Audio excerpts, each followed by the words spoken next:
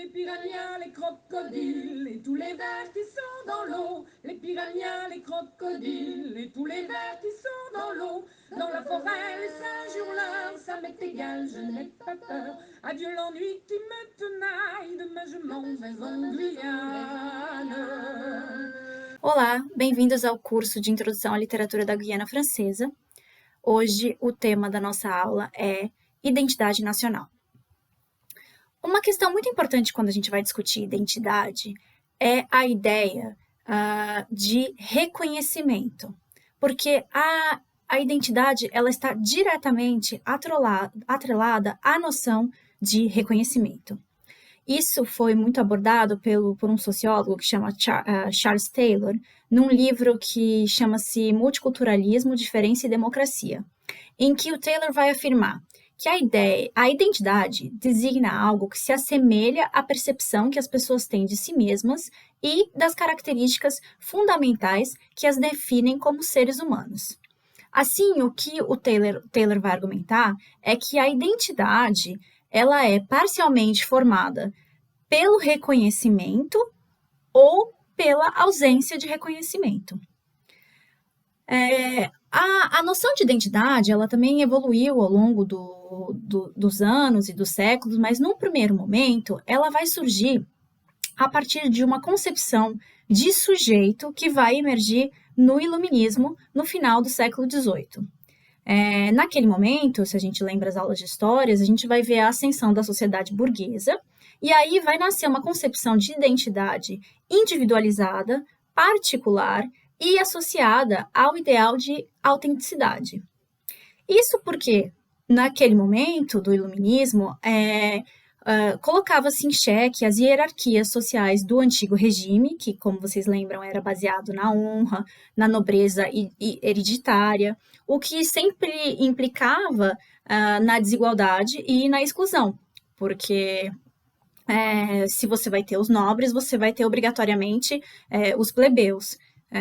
E com isso, naquele momento em que isso vai ser colocado em xeque, surge a noção moderna de dignidade, que é uma dignidade universalista e igualitária. E aí a gente vai ter dois momentos que são chaves na história, que é a independência dos Estados Unidos, em 1776, e a Revolução Francesa, em 1789, que a gente vai lembrar que vai ter aquelas três palavrinhas que até hoje são tão importantes na República Francesa, que é justamente liberté, égalité, fraternité. E, bom, até para ligar um pouco essa ideia com a questão da literatura, o William Watt tem um livro muito interessante chamado A Ascensão do Romance, em que ele vai justamente dizer que essas ideias que estavam ali surgindo naquele período e essa nova concepção da sociedade a partir de uma identidade individual e particular e a busca de autenticidade é o que faz com que o romance ele vai ganhar a importância que ele ganhou no final do século XVIII e sobretudo no século XIX como o gênero literário, digamos assim, mais importante.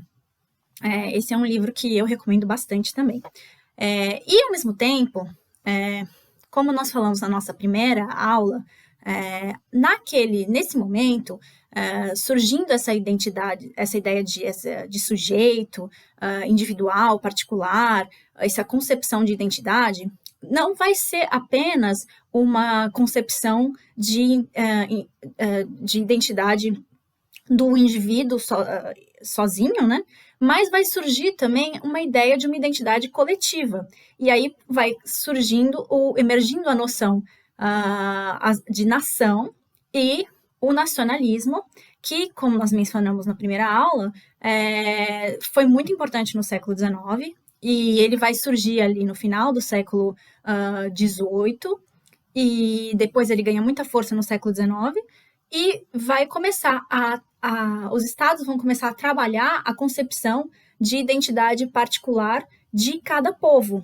Isso também vai ter um reflexo nas Américas para os movimentos de independência, tanto dos Estados Unidos, como eu já mencionei, mas também na América Latina, no Brasil e nos países do entorno, que vão ali no século XIX buscar sua independência de Portugal e da Espanha. O Hobsbawm, no Nações e Nacionalismos, ele vai destacar para que um povo pudesse ser classificado como nação, eram necessários 3 critérios. O primeiro critério era a sua associação histórica com um Estado existente ou com um Estado de passado recente e razoavelmente durável.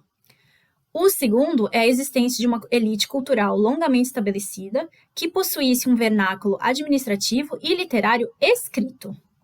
E também possuir uma provada capacidade de conquista, ou seja, força militar. Assim, a construção da identidade nacional passa por uma série de mediações que, como a gente mencionou na primeira aula, vão passar pela língua, pela escola, pela literatura, que permitem, e outros aspectos também, que permitem a invenção do que comumente é chamado de a alma nacional. Para quem se interessar por isso, no caso brasileiro, tem um historiador, que é o José Murilo de Carvalho, que vai abordar muito essa questão na sua obra, e justamente ele vai ter um livro que chama-se A Formação das Almas, em que ele vai analisar os símbolos e os mitos que foram construídos, sobretudo na República no Brasil. Então, o hino, a bandeira, os monumentos, e ele vai justamente analisar como esses mitos e símbolos, eles vão colaborar para a construção dessa identidade nacional brasileira no contexto republicano. Ao mesmo tempo, o processo de criação de uma identidade nacional, ele depende de 2 tipos de reconhecimento. Ele depende, no primeiro momento, ele precisa que os seus integrantes, ou seja, o povo, ele deve interiorizar essa alma nacional que lhe foi ensinada, de certa forma, como né, a língua, a escola, a literatura e esses outros símbolos da pátria vão ter uma importância muito grande nesse processo, mas também esse reconhecimento também passa pelo reconhecimento do outro, que seriam os outros estados. Os demais estados precisam respeitar e reconhecer essa nação como uma nação independente. Quando a gente lembra, por exemplo, da independência do Brasil, teve todo um processo para que o Portugal reconhecesse o Brasil. E isso é uma prática que continua até os dias de hoje, nos grandes fóruns internacionais, como a ONU ou o Mercosul, você vai ter essa questão de reconhecimento ou não de determinados estados. A gente tem questões, por exemplo, a Palestina e Kosovo, que são questões problemáticas em que ainda se tem uma disputa sobre esse tipo de reconhecimento ou não. Na literatura, a questão da identidade nacional, ela vai ser muito importante na Europa durante o Romantismo. O romantismo vai ter um caráter bastante nacionalista, querendo trabalhar os mitos fundadores, que no Brasil isso vai ser lido com o indianismo que a gente tem, né, no nosso romantismo brasileiro, mas não somente, né, essa ideia de identidade nacional, de afirmação da identidade nacional na literatura brasileira também é muito importante e vai ser depois retomada no modernismo e como a gente também viu na primeira aula que a gente discutiu sobre a questão da francofonia, das literaturas pós-coloniais, justamente dos tópicos das literaturas pós-coloniais é justamente afirmarem a sua identidade nacional quando eles estão buscando construir as suas literaturas autônomas. No caso específico da Guiana Francesa, a afirmação da identidade nacional por meio da literatura se valeu de diferentes meios. Um aspecto extremamente importante foi a utilização do creole como um dos aspectos distintivos da identidade guianense na literatura a partir do século XIX. Os primeiros registros literários do creole no mundo ocorreram em Saint-Domingue, onde hoje é o Haiti, do creole francês, né, no século XVIII, dando início a uma tendência que continua até os dias de hoje na literatura das ex-colônias francesas, que é o uso, a mistura, a introdução do creole como parte do texto. No caso específico do creole guianense, um dos primeiros exemplos é a obra da família Saint-Quentin,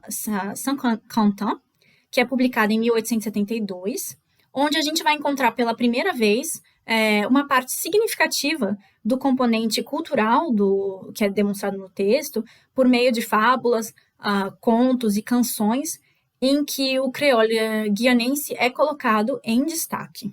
O creole, ele surge como língua de uma forma espontânea nas diferentes colônias, justamente como uma ferramenta que foi utilizada em função da incapacidade de comunicação, da dificuldade de comunicação da população. Isso porque não apenas os africanos, os escravos, né, trazidos, eles falavam línguas diferentes, porque eles eram de regiões e tribos diferentes, mas também os brancos, muitas vezes, eles também eram de províncias diferentes da França, e eles tinham, naquele período, dialetos diferentes. Então, o creole vai surgindo naturalmente como uma língua comum entre esses grupos, na tentativa de criar um meio de comunicação, e ele vai absorvendo essas diferenças e influências.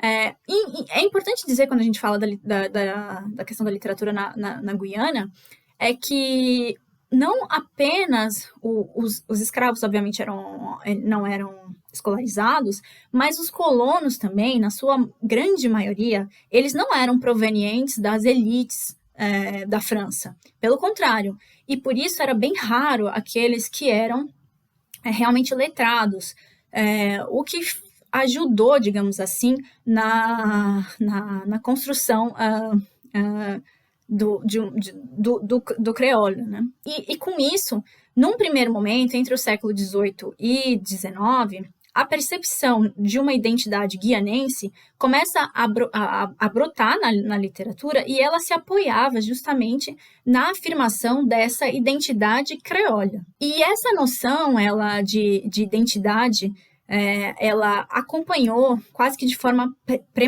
permanente a escritura dos autores, que vão desde o século XIX até a segunda metade do século XX, querendo afirmar a guianidade nos seus textos e reivindicar uma forma própria, uma forma guianense de julgamento, de evolução, de pensamento, querendo se diferenciar da França e reconhecendo neles próprios características em comum.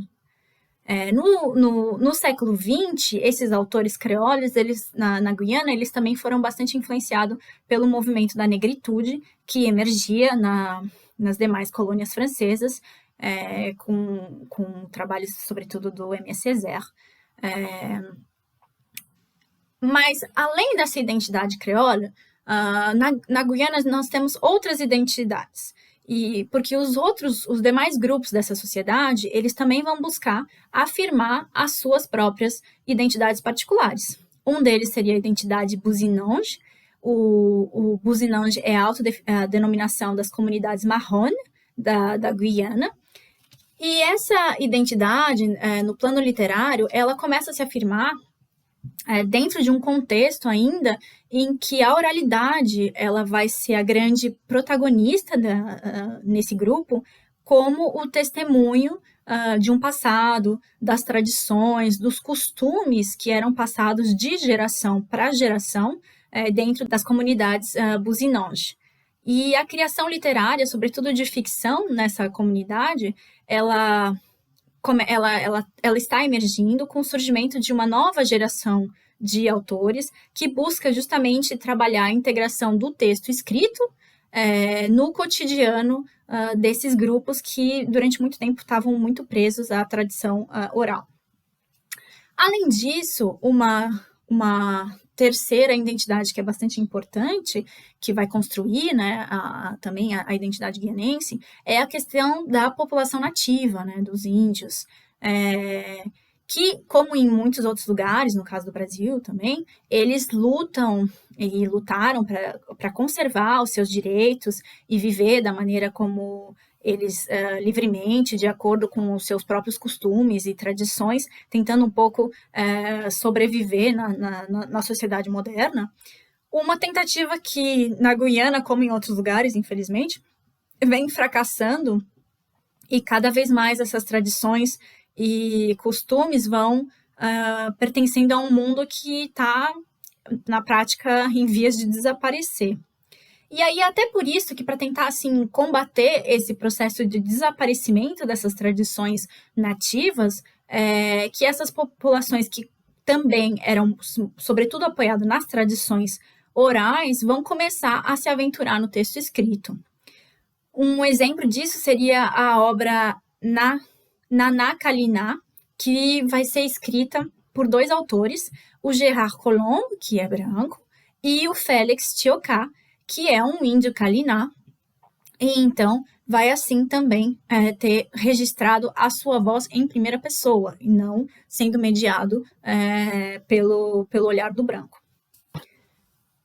Quando a gente fala de afirmação da identidade guianense, duas obras se destacam, o Antipá, do Paperoux, e o Batulá, do René Marin. Essas duas obras, elas são bastante distintas, elas não fazem parte nem do mesmo gênero, nem da mesma categoria literária, mas por mais diferentes que elas sejam, elas têm em comum a questão da importância do testemunho nos dois textos. O Paperoux vai fazer um testemunho da sociedade guianense, tanto na cidade quanto no interior, e o Marin vai se deter sobre um grupo de africanos com quem ele convive na mata. E assim, essas duas obras, elas vão dialogar de formas distintas com a corrente sociológica e etnológica da sua época. O Antipá foi publicado no final do século XIX e o Botulá na década de 1920, que são um período que está marcado pelo nascimento da sociologia moderna. E o que esses dois textos têm de distintivo e têm em comum é que eles possibilitam ao leitor ter uma visão de dentro, diferentemente do que a gente via em muitos outros textos sobre a Guiana, em que muitas vezes era o olhar do europeu, né? O olhar do branco olhando aquelas comunidades e sociedades. No caso desses dois textos, não, dessas duas obras, não, você vai ter um olhar de dentro, e o Antipá é visto como uma importante afirmação guianense, da guianidade. Ele tem um forte tom crítico e caricatural da administração colonial, e até um dos motivos pelo qual o autor optou por adotar um pseudônimo, porque ele temia retaliações. E no caso de Batulá, uma questão importante é que é a primeira vez na literatura guianense que a gente tem um negro falando de negros. Ele está narrando sobre as pessoas que ele conhece, com quem ele vive, e de quem ele tem autorização de falar e contar as suas histórias. Então, isso também é um aspecto muito distintivo desses dois romances. E ainda nesse campo de uma visão sociológica, a gente vai ter também, paralelamente ao trabalho do Claude Lévi-Strauss, outros pesquisadores que estavam ligados à antropologia e à etnografia, que também vão se configurar como pioneiros nos estudos sobre as sociedades coloniais. E no caso específico da Guiana, o Léon Damas, o poeta, ele também vai ter um trabalho etnográfico muito importante, ainda que ele seja mais conhecido pela sua obra literária.